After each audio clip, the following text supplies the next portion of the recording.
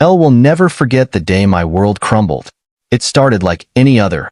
A mundane Tuesday filled with work emails, Jason's half-hearted attempts at homework, and the familiar hum of a coffee maker in the background. Nothing seemed off. Nothing warned me of the storm brewing in the distance. If I'd known, maybe I would have done something differently, though in hindsight, I doubt it. Some disasters are inevitable. I was sitting in the living room, scrolling through bills on my laptop, when the notification popped up. Your balance has fallen below the minimum threshold, it read. That was odd. The college fund had more than enough in it. 6 years of careful saving for Jason's future. Laura and I had both agreed it was untouchable. It wasn't a conversation we needed to revisit because we both knew how much it meant. Or so I thought. I logged into the account, expecting to see some sort of mistake. Maybe a glitch? Banks mess up all the time, right? But no, the truth hit me like a freight train. The account was empty. Not low balance empty, but $0, 0 cents, no transactions in sight. I stared at the screen, the numbers burning into my eyes, hoping, praying. It was a joke, but it wasn't. Laura. I called, my voice shaky. No response. Laura. I tried again, louder this time, but the silence that answered was deafening. She wasn't home. That's when the sinking realization crept in. Laura had been acting strange for weeks. A little distant. A little too dressed up for her errands. Brushing off questions about where she was going with vague excuses.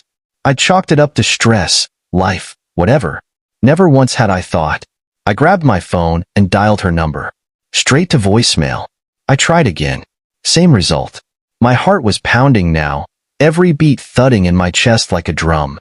Jason wandered into the room, munching on an apple, oblivious to the chaos unraveling before him. Where's Mom? I asked, trying to sound calm for his sake. He shrugged, taking another bite. She said she had to go somewhere. Somewhere. That word felt like a dagger twisting in my gut. My hands were shaking as I opened our joint credit card account. Maybe I didn't want to see what I already suspected, but I couldn't stop myself. And there it was, transaction after transaction. Flights, luxury hotels, high-end restaurants. My wife was halfway across the country, living it up on money meant for our son's future. I didn't want Jason to see me fall apart, but it was hard. My mind raced with questions. How could she do this? How could she take from our son? From the one person who had nothing to do with our issues? Sure, we'd been arguing lately. Sure, things hadn't been perfect. But this was unforgivable. Jason must have noticed the look on my face because he came over and put a hand on my shoulder. Dad, it's fine, he said with a smile that was too calm, too knowing. I fixed everything. At the time, I thought he was just trying to make me feel better. Kids don't understand the weight of betrayal, the depth of loss. They see things in black and white, good guys and bad guys, problems and solutions. I wanted to believe his words were innocent. But even then, something about his tone felt off, like he knew more than he was letting on. I didn't have the energy to press him. My focus was on Laura. I tried calling again, but it was useless. It wasn't until later that night, when I checked the closet and saw her suitcase missing, that the truth hit me in full force. She wasn't coming back. She had emptied the account, packed her bags, and walked out on her family. On me. On Jason. The anger came in waves, each one more intense than the last. I wasn't just furious at her. I was furious at myself. How could I have missed the signs? How could I have let this happen under my nose? Every transaction, every lie, played on repeat in my mind like a cruel movie I couldn't turn off. Jason stayed quiet most of the evening, watching me with that same calm expression. When he finally went to bed, I sat alone in the dark, replaying the last few months, trying to find answers. But there weren't any. There was just a gaping hole where trust used to be, and a betrayal so deep it threatened to swallow me whole. I'd like to say I found some clarity that night, some resolve to move forward, but I didn't. All I found was the cold, bitter truth. The woman I loved had chosen herself over her family, and there was no coming back from that. What I didn't know, as I sat there drowning in my grief, was that Jason had already started working on a solution, one I couldn't have imagined in my wildest dreams. The days following Laura's betrayal were a blur. I was barely functional, running on autopilot, consumed by anger, confusion, and heartbreak. But Jason? Jason was unshaken. If anything, he was eerily composed for a 10-year-old whose mother had just abandoned him. He still went to school, still did his homework, still played with his Legos like nothing had changed. At first, I chalked it up to shock. Kids process trauma differently, right? But the truth was, Jason wasn't ignoring the situation. He was working on it. It started small.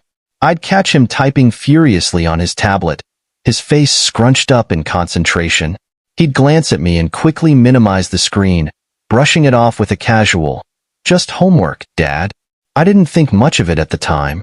After all, he'd always been a whiz with technology, coding, gaming, whatever. It was his thing. But then there were the whispered phone calls. "Who are you talking to?"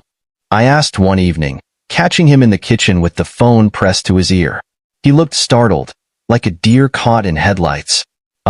Nobody," he said, shoving the phone into his pocket and hurrying out of the room. I didn't press him. I figured he was talking to a friend, or maybe even a counselor from school. Everyone handles grief differently, I told myself. Maybe this was his way of coping. Then there was the garage. Jason started spending hours in there, tinkering with tools and wires. I didn't pay much attention at first. I assumed he was working on one of his little engineering projects. He'd always been good at building things. Robots, model planes, stuff like that. But one night, curiosity got the better of me. I wandered into the garage to see what he was up to, and what I found stopped me cold. There was a whiteboard covered in diagrams, equations, and flowcharts. It looked like something out of a spy movie. Next to it was a laptop with lines of code scrolling across the screen. Jason was sitting at the workbench, soldering something that looked suspiciously like a listening device. When he saw me, he jumped up, trying to block the whiteboard with his small frame. "What's all this?" I asked, genuinely baffled. "Nothing, Dad. Just a project for school," he said, too quickly, too defensively.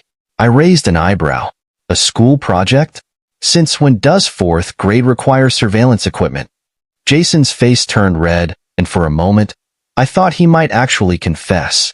But then he just shrugged and muttered, "You wouldn't get it," before packing up his tools and heading back inside. I stood there, staring at the whiteboard, my head spinning. Whatever Jason was working on, it wasn't for school, and it wasn't just a hobby. As the days went on, the strange behavior only escalated. Jason started asking oddly specific questions about Laura's finances. Did she have other accounts? Did I know her passwords? Did she ever talk about offshore investments? At first, I thought he was just being curious, but then I realized he was gathering information. "Why do you want to know all this?" I asked one evening. Jason shrugged, not looking up from his tablet. "No reason. Just wondering." "Jason," I said, my voice firm, "this isn't normal. If something's bothering you, you need to tell me." He finally looked up, his expression unreadable. "I told you, Dad. I'm fixing it. You'll see." That night, I couldn't sleep. Jason's words kept echoing in my mind. Fixing it? What could he possibly mean by that?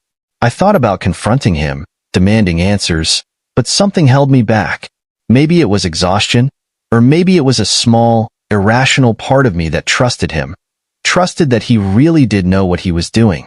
The next morning, I found him in the kitchen, typing away on his laptop. He didn't even notice me standing there, watching him. His fingers flew across the keyboard with the kind of confidence that didn't belong to a 10-year-old. "Jason," I said softly, and he froze. "Yeah, Dad?" I wanted to ask him what he was doing, what he was planning, but the words caught in my throat. Instead, I just said, "Breakfast is ready," and walked away. Looking back, I should have pressed him harder. I should have demanded to know what he was up to. But part of me didn't want to know. Part of me was afraid of what I might find out. Over the next few days, Jason's behavior became more secretive. He stopped leaving his tablet unattended. He locked the garage whenever he was working. He even started covering the whiteboard with a sheet when he wasn't using it. And then, just as I was starting to convince myself that it was all harmless, Laura called. It was late afternoon when my phone rang. I was standing by the kitchen sink, staring blankly out the window, still trying to piece my life back together. Jason was in the living room, playing on his tablet, completely immersed as usual. I glanced at the caller ID and froze. Laura. My first instinct was to let it ring. Why should I answer? What could she possibly say to justify what she'd done? But curiosity got the better of me, and against my better judgment, I picked up. What do you want? My voice was cold, sharper than I intended, but I didn't care. Alex, she cried, her voice frantic and trembling. Oh my God, Alex, you have to help me. Help her? The audacity of her request made my blood boil. Help you? I spat. You emptied our son's college fund and ran off with your boyfriend. Why on earth would I help you? Alex, please, just listen to me, she begged, her voice cracking. Something's gone wrong. Everything's gone wrong. I leaned against the counter, gripping the edge to steady myself. What are you talking about? It's Damien, she said, almost sobbing now. He's gone. Just disappeared. All his accounts are frozen, and so are mine. I can't access anything, Alex. Nothing. And now the police are looking for me. Her words hit me like a slap, but it wasn't sympathy I felt. It was satisfaction. Cold, hard satisfaction. I wanted to ask her how it felt to be stranded, powerless, abandoned, the way she'd left Jason and me. But I stayed silent, letting her dig her own grave. Alex, please, she continued, her desperation growing. I don't know what's happening. I don't know who did this, but I need your help. I'm stuck in Miami with no money, no ID, nothing. Damien said he'd take care of everything, and now he's just gone. Sounds like a real stand-up guy, I said dryly, unable to resist the jab. She didn't even acknowledge it, too consumed by her panic. I swear, Alex, I didn't mean for any of this to happen. You just what, Laura? I snapped, my anger finally boiling over. You just stole from your own son? You just walked out on your family for some guy who clearly doesn't give a damn about you? Is that what you didn't mean to happen? There was a long pause on the other end, broken only by the sound of her shaky breathing. I made a mistake, she whispered. A mistake? I barked out a bitter laugh. You don't get to call this a mistake, Laura. You made a choice, a selfish, cruel choice, and now you're paying for it. Alex, please, she said again, her voice barely audible. I have nothing. I don't know what to do. I need you. I opened my mouth to reply, but before I could, Jason appeared in the doorway, holding his tablet. Who's on the phone?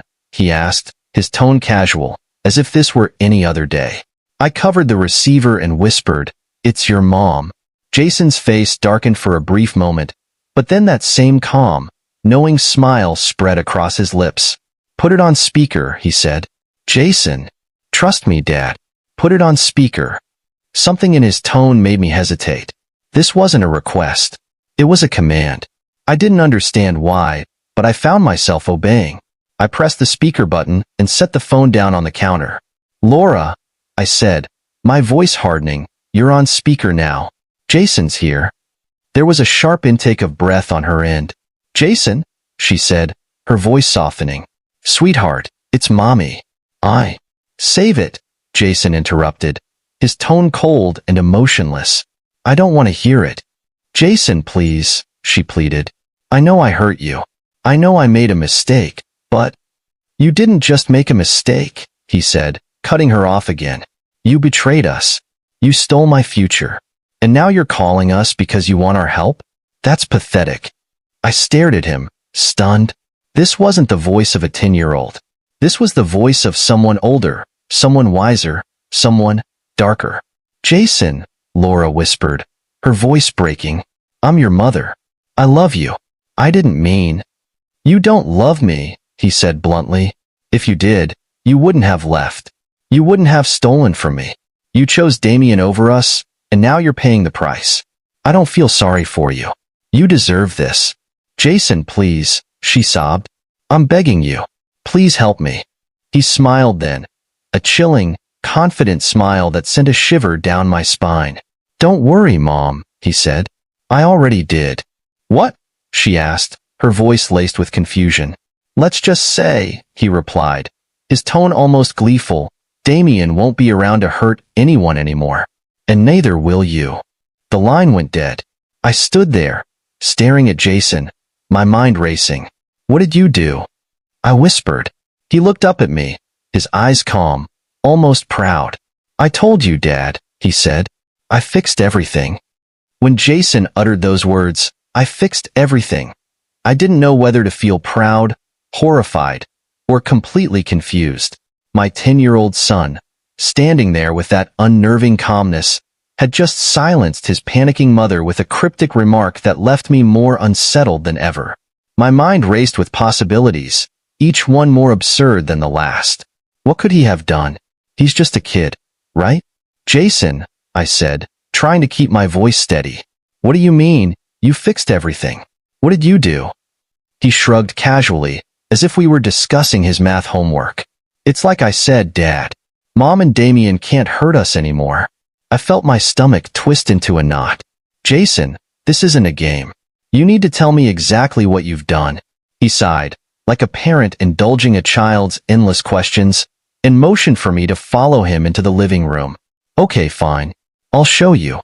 We sat down on the couch, and he opened his tablet. The screen lit up with a dizzying array of charts, bank statements, and what looked like coding scripts.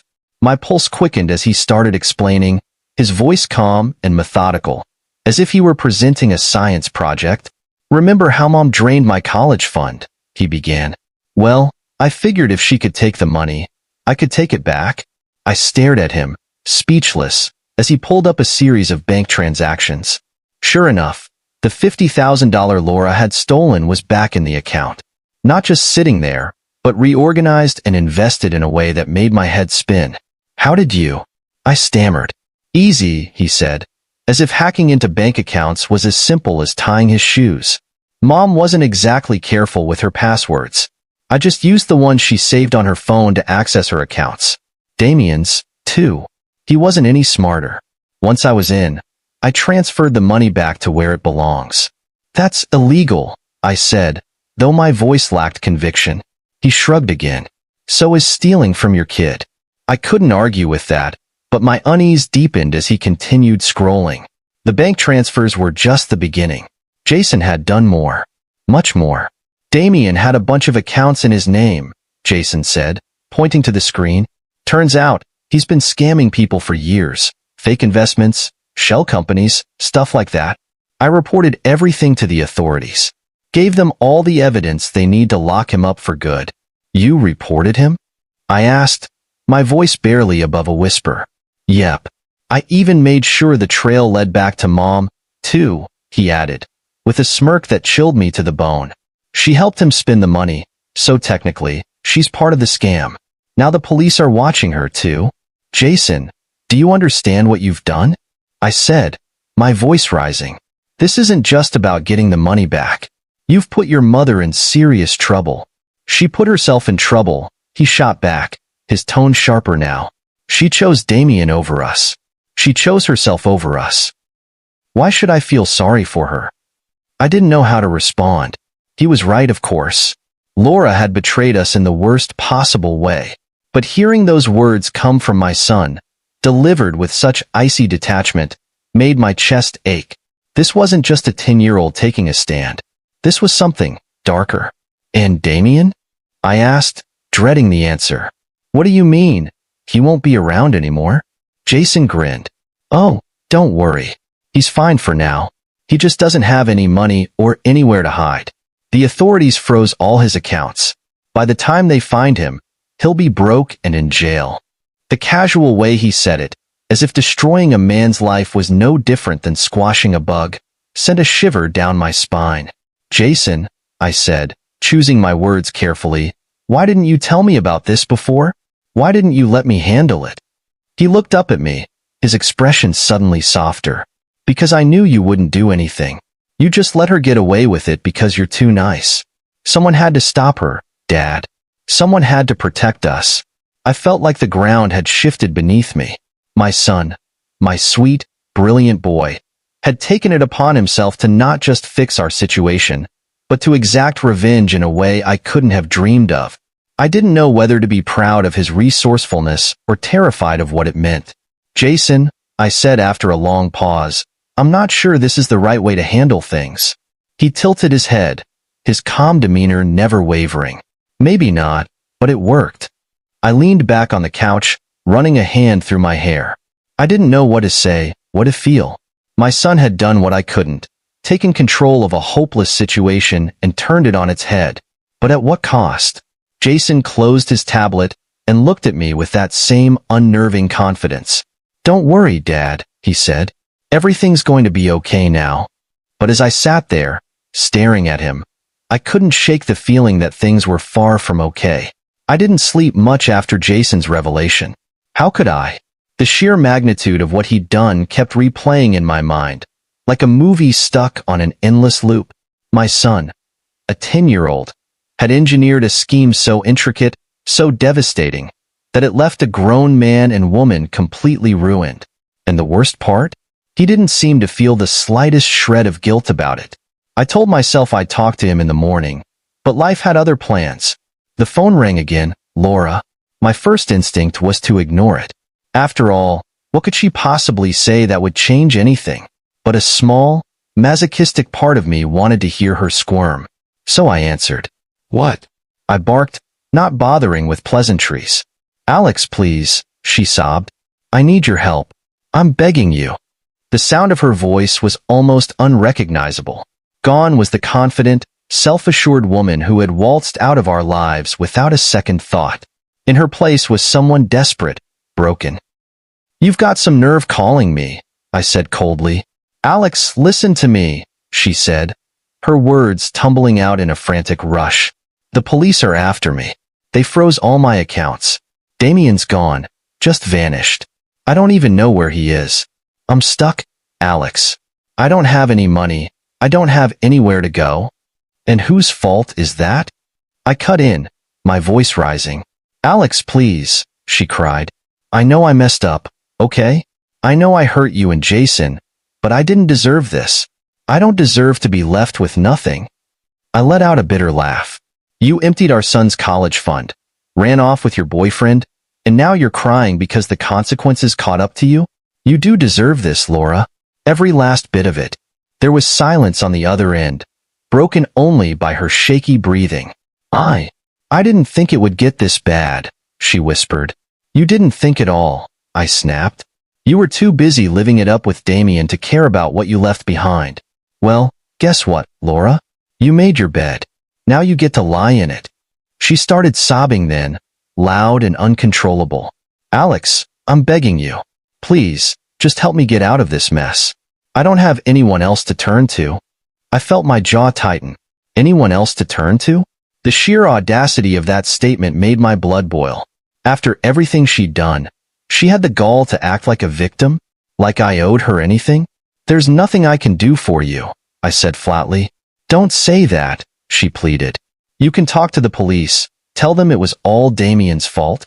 Because lying to cover for you worked out so well the first time, I said, cutting her off. No, Laura. I'm done cleaning up your messes. Alex, please, she shouted, her voice breaking. If not for me, then for Jason. Do it for him. That was the last straw. Don't you dare bring Jason into this, I said, my voice dangerously low. You don't get to play the concerned mother now, not after what you did to him. You made it perfectly clear where your priorities lie, and they weren't with your family. Alex, I'm sorry, she cried. I didn't mean for any of this to happen. I just wanted to be happy. Happy? I repeated, my voice dripping with disbelief. You think stealing from your son and running off with some loser was going to make you happy? Well, congratulations, Laura. You got what you wanted, and now you can deal with the consequences. There was another long silence, and for a moment, I thought she'd hung up. But then she spoke again, her voice small and broken. Is this really how it's going to be? She asked. You're just going to abandon me like this? The sheer irony of her words almost made me laugh. You abandoned us first, I said simply. And no, Laura, I'm not abandoning you. I'm just letting you deal with the mess you created. Goodbye. I hung up before she could say another word. When I turned around, Jason was standing in the doorway, watching me with that same calm, calculating expression. "You didn't let her off the hook, did you?" he asked. "No," I said, my voice heavy with exhaustion. "I didn't." He nodded, as if that was the only acceptable answer. "Good. She doesn't deserve our help." I wanted to tell him that it wasn't that simple, that no matter how much I hated Laura for what she'd done, a part of me still struggled with the idea of leaving her to fend for herself. But looking at Jason, at the steely resolve in his eyes, I knew he wouldn't understand. Or maybe he would, and that scared me even more. "Jason," I said carefully, "what you did, what you're doing, it's not normal. This isn't how a 10-year-old is supposed to think." "I'm not a normal 10-year-old, he said bluntly. I didn't have an answer to that. If there's one thing I've learned, it's that people like Damien don't just roll over when they're cornered. They lash out. They make noise. They take down as many people as they can on the way down. That's exactly what happened next. It started with a phone call. Not from Laura this time. No, I'd blocked her number. This one came from a number I didn't recognize. Against my better judgment, I picked up, thinking maybe it was the authorities finally catching up to Damien. "Alex," the voice growled on the other end. Low, dangerous, and filled with venom. "You think you're so clever, don't you?" I froze. "Damien. Damien," I said, my voice flat. "Shouldn't you be in hiding by now?" He let out a humorless laugh. "Oh, I'm in hiding, all right. Thanks to you and your little brat. You think you can ruin my life and just walk away?" I glanced toward the living room where Jason was sitting on the floor, calmly assembling a model car as if nothing in the world could touch him. For a moment, I considered denying everything, playing dumb. But what was the point? Damien already knew. "You got what you deserved," I said, keeping my tone even. "You stole from my family. You didn't think there'd be consequences?" "You don't know who you're dealing with," he snarled. "You think this is over? It's not over. Not by a long shot." "What are you going to do, Damien?" I asked, my patience wearing thin. "You're broke. You're wanted. You're finished." "Maybe," he said, his voice chillingly calm. "But I'm not going down alone. I know where you live, Alex. I know where your son goes to school. And if you think I'm just going to sit back and let you ruin me, you're dead wrong." My blood ran cold. He wasn't bluffing. Damien was many things. A liar, a thief, a coward. But he wasn't the kind of man to make empty threats.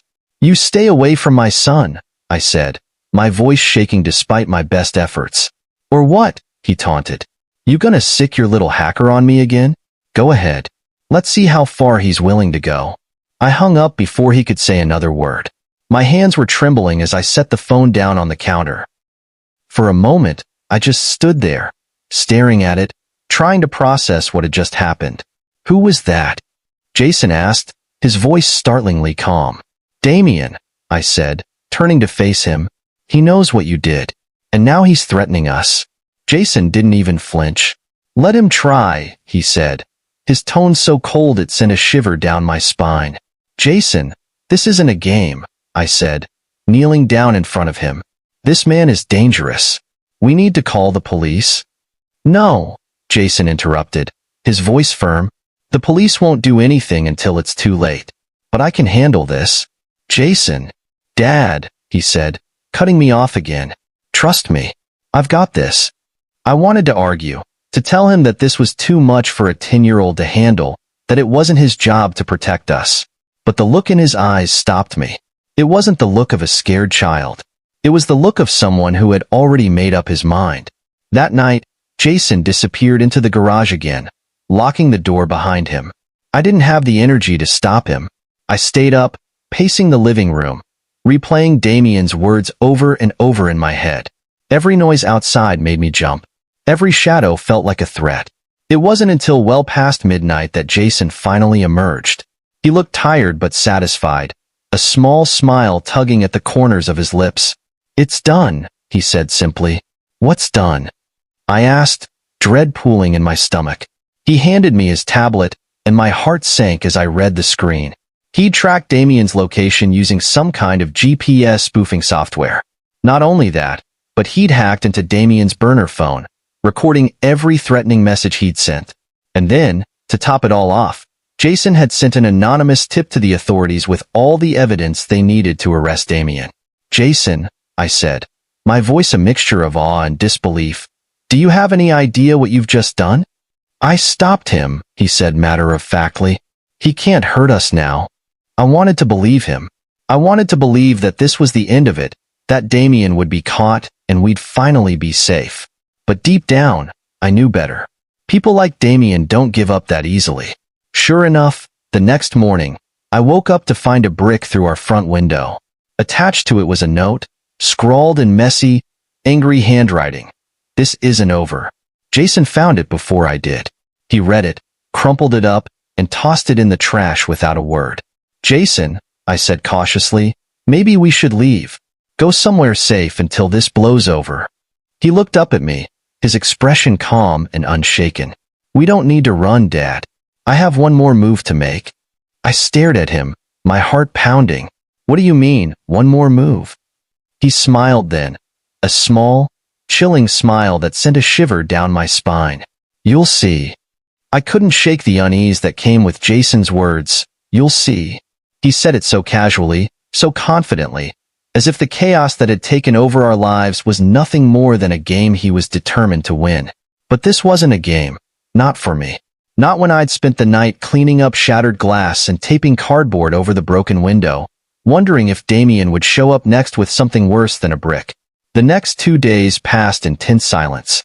Jason went about his routine as though nothing had happened, but I could feel the gears turning in his mind. I didn't dare ask what he was planning. Part of me didn't want to know. I figured if I stayed out of it, maybe, just maybe, I could pretend my 10-year-old wasn't masterminding a battle against a grown criminal. Then it happened. It was late in the afternoon when the doorbell rang. My stomach sank. No one had come by in days, not since the brick, and I wasn't expecting anyone. Jason glanced up from his tablet, his face unreadable. "Don't answer it," I said instinctively, my voice low. Jason didn't reply.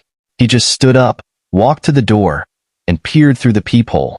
Then, without hesitation, he unlocked it and swung it open. Standing there, larger than life and twice as angry, was Damien. His face was a twisted mask of fury, his eyes bloodshot and wild. He was a shadow of the smug, confident man I'd seen in old photos with Laura. This Damien looked desperate and dangerous. "Where is he?" Damien growled, stepping into the doorway without invitation. I moved to block his path, my heart pounding. "You need to leave," I said, trying to keep my voice steady. Damien sneered. "Oh, I'm not going anywhere. Not until your little brat explains how he ruined my life." Jason, to my horror, stepped forward. He was calm, almost bored, as he crossed his arms and stared up at Damien. "You did that all by yourself," Jason said evenly. Damien's jaw clenched. "Listen, you little—" "You're broke," Jason interrupted, his tone sharp and cutting. "You're wanted in 3 states. And now you're here, threatening me and my dad. Smart move." I reached for Jason, intending to pull him back, but he shook off my hand. "Jason, stop," I hissed. But Jason didn't stop. He stepped closer to Damien, his voice steady and cold. "You shouldn't have come here. You're just making things worse for yourself." Damien let out a bark of laughter. "Worse? Kid, I've got nothing left to lose." "That's where you're wrong," Jason said, his lips curling into a small, chilling smile. Before I could process what was happening, Jason reached into his pocket and pulled out a small device, something I didn't recognize. He pressed a button, and suddenly, Damien's phone buzzed in his pocket. Damien frowned, pulling it out to see a series of files popping up on the screen. "What the hell is this?" Damien demanded. "Proof," Jason said simply. Damien's eyes flicked over the screen, his expression shifting from confusion to alarm. "You little—" "Proof that you're a threat," Jason continued, cutting him off. "Every message you've sent, every call you've made, every threat, you've left a trail. And now the authorities have it." Damien's face turned red. "You're bluffing." Jason tilted his head. "Am I?" In that moment, I realized what Jason had done. He hadn't just been gathering evidence. He'd been preparing a trap. Damien's phone wasn't just buzzing with files. It was streaming a live feed straight to local law enforcement. Jason had turned Damien's own threats into his downfall. Damien lunged forward, his face contorted with rage. But before he could take another step, the sound of sirens filled the air. Jason didn't flinch. "That'll be for you," he said calmly. Damien froze, his eyes darting toward the window. The flashing blue and red lights confirmed it. He turned back to Jason, his face a mix of fury and panic. "This isn't over," he spat. "Yes, it is," Jason replied, his voice cold and final. The police burst through the door moments later, their guns drawn. Damien didn't resist. He knew it was over. As they hauled him away, I stood there in stunned silence, trying to process everything that had just happened. Jason turned to me, his expression unreadable. "I told you I had one more move," he said quietly. "Jason," I said, my voice shaking, "do you have any idea how dangerous that was? He could have hurt you. He could have hurt both of us." "But he didn't," Jason said, his tone matter of fact. "And now he's gone." I wanted to yell at him, to demand answers, to make him understand that this wasn't normal, that this wasn't okay. But all I could do was stand there, staring at the boy who had just outmaneuvered a grown criminal. Jason looked up at me, his eyes calm but tired. "It's over now, Dad. We're safe." But as I stood there, watching the police car disappear down the street, I couldn't shake the feeling that nothing about this was safe. The house was eerily quiet after Damien's arrest.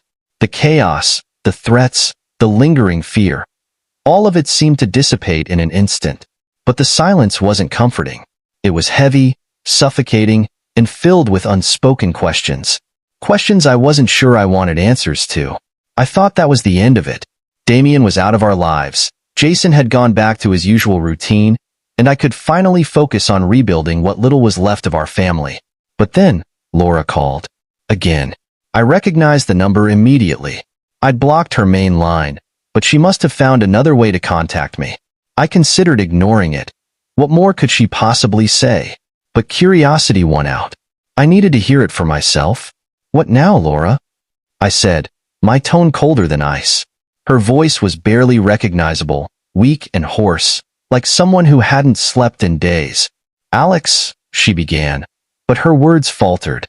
"I don't have time for your sob stories," I snapped. "If you're calling to beg for money or forgiveness, you're wasting your breath." "I don't want your money," she said quietly. I don't know what I want." That caught me off guard. For the first time since this nightmare began, there was no arrogance in her tone, no entitlement. Just raw, unfiltered defeat. "Then why are you calling?" I demanded. "I'm in trouble, Alex," she admitted. "Real trouble." "You don't say," I replied sarcastically. She ignored my jab. "The police, they're investigating me. They think I was part of Damien's scams." "Weren't you?" I asked, letting the accusation hang in the air. She hesitated. "I didn't know what he was doing at first," she said, her voice trembling. "But by the time I figured it out, it was too late. I was already tied to everything. And now they're freezing my accounts, seizing my assets. I have nothing, Alex. Nothing." "That makes two of us," I shot back. "Or did you forget that you wiped out Jason's college fund to finance your little adventure?" "I was stupid," she admitted, her voice breaking. I thought Damien loved me. I thought he'd take care of me." I let out a bitter laugh. "And how's that working out for you?" She didn't respond. The silence on the other end spoke volumes. "Why are you calling me, Laura?" I asked again, this time softer, though no less firm. "Because you're all I have left," she said quietly. "You and Jason." Her words hit me like a punch to the gut. Not because they moved me. No, far from it. But because of how delusional they were. "You don't have us," I said firmly. "You lost us the moment you chose Damien over your family." "Alex, please," she begged, her voice cracking. "I made a mistake. I know I messed up, but I'm still Jason's mother. I need a second chance." "Second chance?" I repeated, incredulous. "Laura, this isn't some minor slip-up. You stole from your own child. You abandoned him for a man you barely knew. And now that your perfect little fantasy has come crashing down, you want to come crawling back? No, absolutely not." Her sobs filled the line, but I didn't waver. I couldn't. "Alex, I don't have anywhere else to go," she said, desperation seeping into every word. "That's not my problem," I replied coldly. "What about Jason?" she asked, her voice trembling. "Doesn't he deserve to have his mother in his life?" "Jason doesn't need you," I said bluntly. "He's done more for this family in the past 2 weeks than you ever have. And he's done it without you. We don't need you, Laura. Not anymore." The line went silent. For a moment, I thought she'd hung up. But then she spoke, her voice barely above a whisper. "So that's it?" she asked. "You're just going to turn your back on me?" I let out a bitter laugh. "You turned your back on us first, and now you're reaping what you sowed." She didn't respond. I heard her breathing, shaky and uneven, and then the call disconnected. When I turned around, Jason was standing in the doorway, watching me with that same calm expression he always wore. "Was that Mom?" he asked. I nodded. What did she want? "To come back," I said simply. Jason didn't flinch. "Did you tell her no?" "I did." He nodded, satisfied. "Good. She doesn't deserve to come back." I wanted to tell him that it wasn't that simple, that forgiveness was supposed to be part of the process. But looking at him, so composed, so sure, I couldn't bring myself to say the words. Maybe he was right. Maybe some things really were unforgivable. In the days that followed, I couldn't stop replaying everything Jason had done, everything he had orchestrated. It was impossible not to marvel at his brilliance. A 10-year-old had managed to outwit grown adults, dismantle a criminal scheme, and save his family from ruin, all while keeping an unnerving level of composure. It was impressive, no doubt about it, but it was also terrifying. Jason didn't act like a normal child. He didn't respond to situations with fear or hesitation. Instead, he calculated, strategized, and executed with precision. It was as if every decision he made was part of a grand chess game only he could see. And while I couldn't deny the effectiveness of his actions, I couldn't ignore the coldness behind them. One evening, as I sat on the couch staring at the cardboard over the window, Jason came into the room. He had that same calm, confident expression he always wore, but there was something different about his eyes, something heavier. "Dad," he said, sitting down beside me, "are you mad at me?" The question caught me off guard. "Mad at you? For what?" "For everything I did," he said simply. "For going after Mom and Damien. For not telling you." I sighed, running a hand through my hair. How could I even begin to answer that? "Jason," I started carefully, "what you did. It's not something a 10-year-old should ever have to do. It's not something anyone should have to do." "But I did it," he said, his tone unflinching. "And it worked."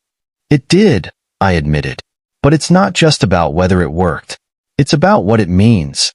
He frowned. "What do you mean?" I hesitated, searching for the right words. "Jason, the way you handled things, it wasn't normal. It wasn't healthy. You shouldn't have to think like that, to act like that. You're just a kid." His expression didn't change. "I did what needed to be done. If I hadn't, who would have stopped them?" I wanted to argue, to tell him it wasn't his responsibility, that I should have been the one to handle it. But deep down, I knew he was right. I had been paralyzed by anger and grief, too caught up in my own pain to act.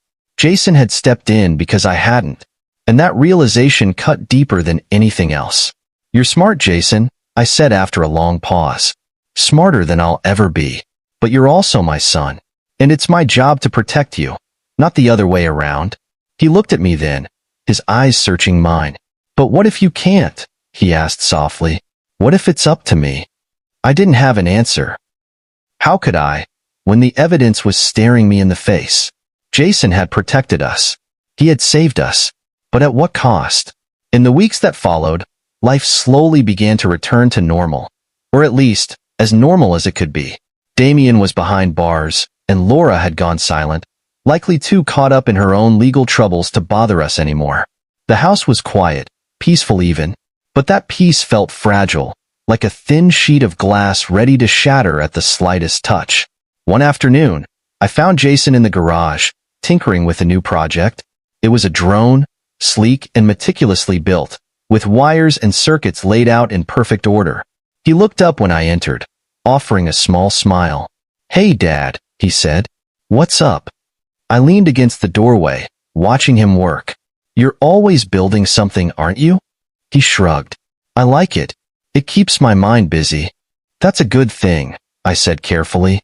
"But Jason, you don't always have to be fixing things. Sometimes, it's okay to let things just be." He didn't respond right away. Instead, he focused on soldering a tiny wire, his hands steady and precise. When he finally spoke, his voice was quiet. "I don't know how to do that." "What do you mean?" He set down the soldering iron and looked at me, his expression serious. "I don't know how to just let things be. If something's broken, I have to fix it. If there's a problem, I have to solve it. It's just how I think." I wanted to tell him that he didn't have to carry that burden, that it wasn't his responsibility to fix everything. But I knew better.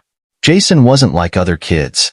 He saw the world differently, and no amount of reassurance from me would change that. "You've got a gift, Jason," I said finally, "but it's also a responsibility. You're going to have to decide how to use it and who to trust with it." He nodded, his eyes thoughtful. "I know." I watched him for a moment longer, my chest tight with a mixture of pride and worry. Jason was brilliant, no question about it. But brilliance could be a double-edged sword. It could build or destroy, heal or hurt. And I could only hope that, as he grew, he would choose to build. That night, as I lay in bed, I thought about Laura's final words to me. "You raised a son who doesn't just survive, he conquers. But be careful, Alex. One day, his heart might be too cold to save." I didn't want to believe her, but the thought lingered. Jason was more than just a survivor. He was a force to be reckoned with. And while I was proud of him, I couldn't shake the fear that his brilliance, unchecked, might one day lead him down a path I couldn't follow. For now, though, we had peace. And I was determined to protect it, for both our sakes.